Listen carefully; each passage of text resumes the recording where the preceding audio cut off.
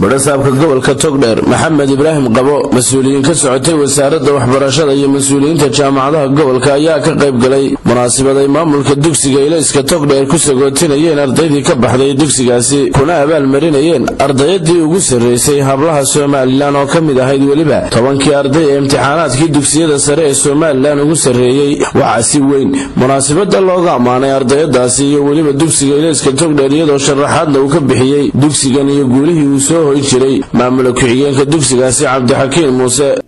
habladani waa qolyo waa bogaadin waa dhiirigelin aynu sameynay ardaydii ka baxday dugsiga sare waxaynu kala qayb qaadanaynaa oo aynu weyneynaa dadaalkii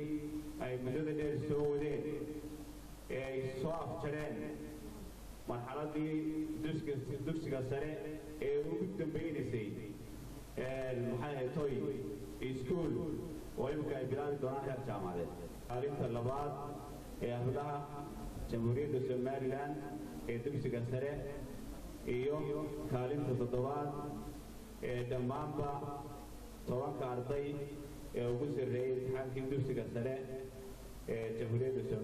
waxay iyaguna aad u amaanay dugsiga Ileyska Togdher Badhsabka gobolka Togdher iyo madaxa waxbarashada dugsiyada gaarka loo leeyahay ee wasaaradda waxbarashada mas'uuliyiinta kala duwan ee jaamacadaha iyo waliba qaar ka mid ah ardayda dugsigaasi Ileyska Togdher yahay iskuulada ugu firfircoon Ileyska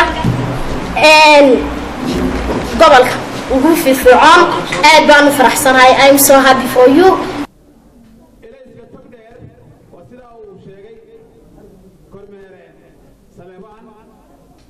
ودكسي سوتشرينا ما دكسي عصب وما تبطل البريو وأنا أعرف ما تلاقي هاي ربع داقي زورو قال عليه يبقى بان مغربي دكسي كتقدر اللهم حريستي مرحوم عبد أحمد وهم بدينا يا دكسي عاس حفلة بدنا وقام هذا قيا Iskulka Ileyska Togdher waan soo dhaweynaya maamulkooda